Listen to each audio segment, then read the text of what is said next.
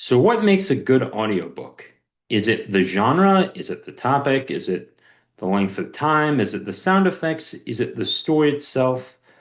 Is it the person behind the voice? All those things play a factor into creating a good audiobook. Now, let me begin on the length of time. I've not talked about this enough on the channel before. And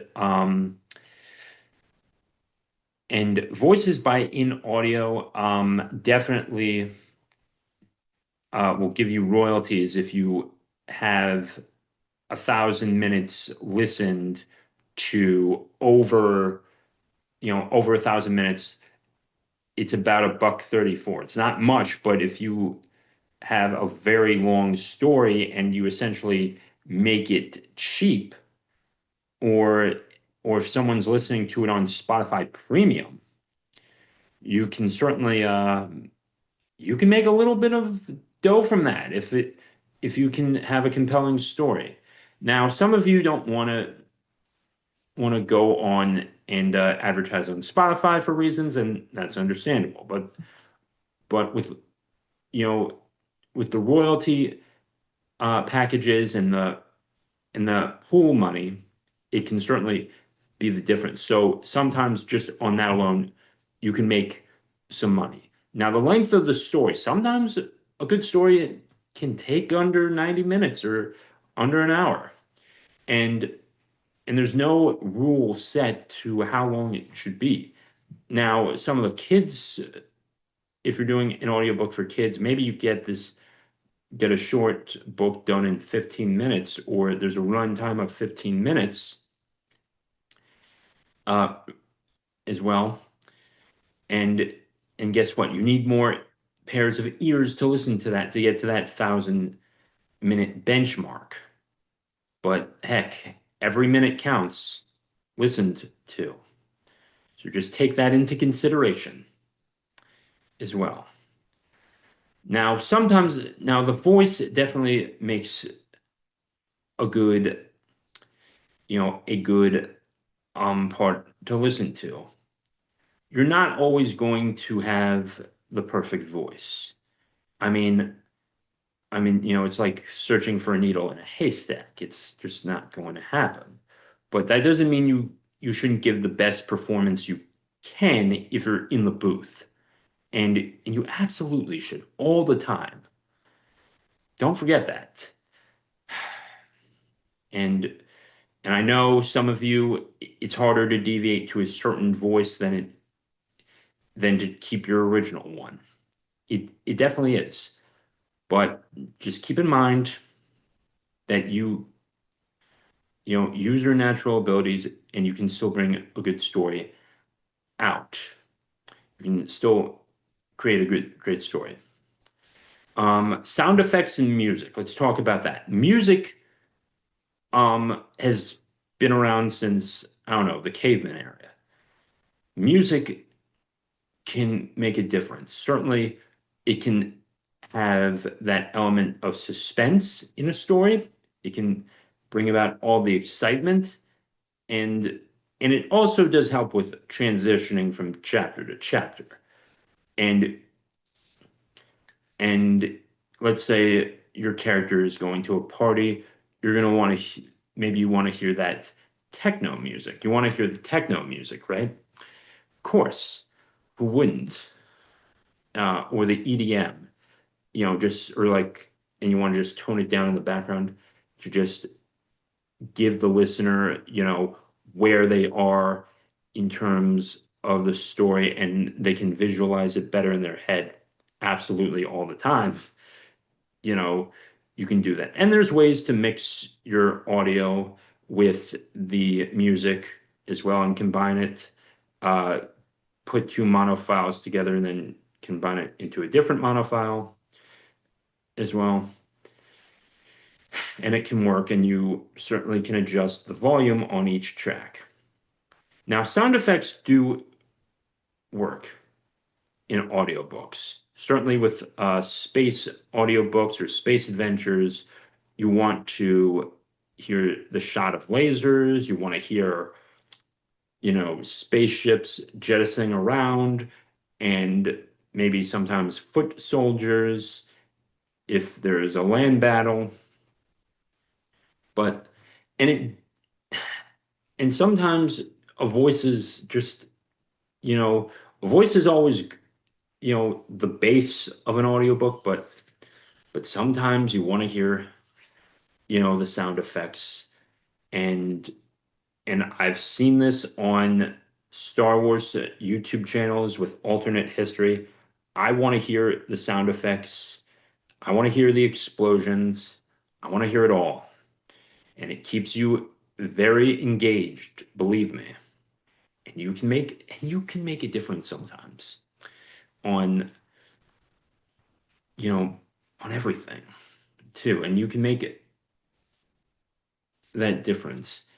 And it really isn't going to, take much more time to affect your work, but believe me, having those sound effects, if you're doing something that's not more of, you know, nonfiction, and you want to do fantasy and stuff and clashing of swords and stuff, I think that you should add sound effects all the time, certainly with novels as well. Or if you're doing something like a train novel, I want to hear the trains. Um, I want to hear the whistles and the bells, and because we're getting better with our skill. Many people are getting better with their skills, and you need to be better with your skills too. And you can, and also it just brings better quality. The price of things is going up, and you want to give people, the best value for their buck. Just adding royalty-free sound effects, or even creating them in your own house too, you can make the difference. And there's ways to search it out. There's ways to download other sound effects, and whatever you want, you can find. You will find it if you search hard enough for sound effects. Okay, we have music. I covered music, sound effects, voice, um, minutes in length on in voices by in audio, um, as well. Chapters as well. That is a little bit of a factor with your voice. Sometimes you don't want to keep your chapters too long. You need to split it up. Find that break point. And some chapters are going to be shorter than others. And narrating those shorter chapters, maybe it's easier on your vocals as well. But the long ones can keep the listener engaged. And um, now, if you're doing certain sections of nonfiction, maybe you just keep the voice going and you just go into more depth of detail, and also try and smile more. Be a little more enthusiastic. Like Fenway Park was built in 1912. It holds approximately 35,000 people, 35,000 people. The Green Monster is perhaps one of the most iconic features of any ballpark. Something like that.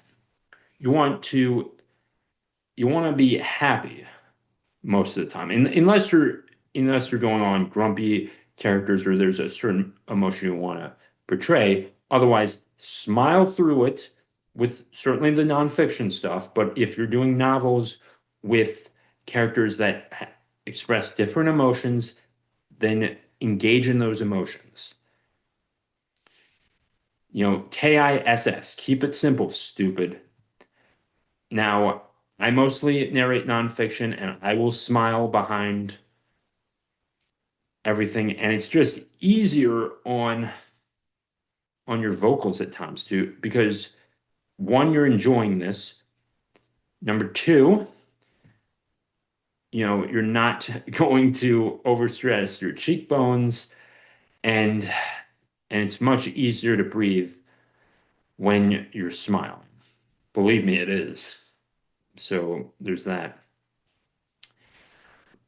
Now, the story of audiobooks, I think that, with a good story of anything, it makes us better people in the long run.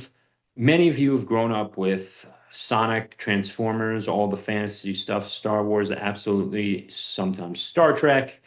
Um, and they've taught us good morals um, through All Out, and they showed the horrors of war sometimes and everything. Even in Sonic Adventure, the flashback scene before we get to the supersonic stage, Tikal is trying to hold back her father's warmongers and not having them take the Chaos Emeralds or the Master Emerald.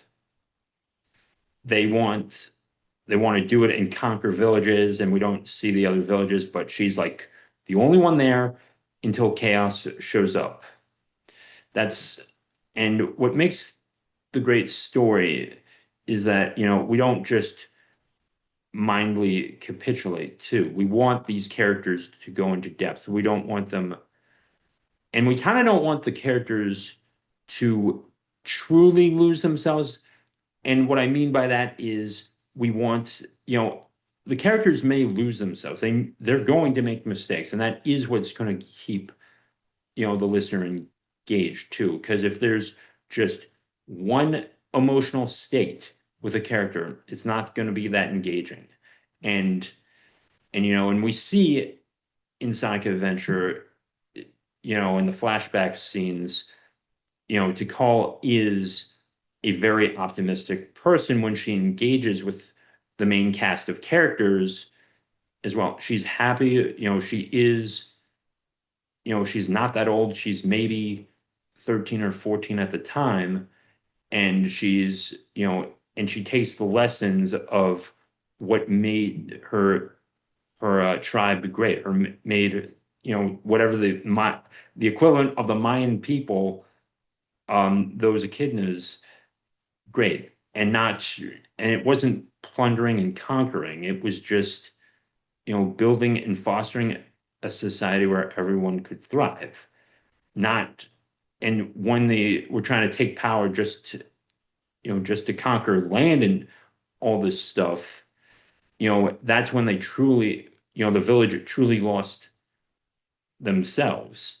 And sometimes that's very important to display. And it shows us that we shouldn't go to those certain paths. And ultimately, these lessons are more important now than ever. And you should remember these lessons as you go forward. So not only do you know how to create a great story, but also you can take something away from it, and you can become a better person from it. And that will about do it for this video. If you liked what you heard here, please like, comment, share, and subscribe. And that would really help out the show. I'm on the road to 1,000 subscribers. I want to do it this year. Let's get it done. Peace out.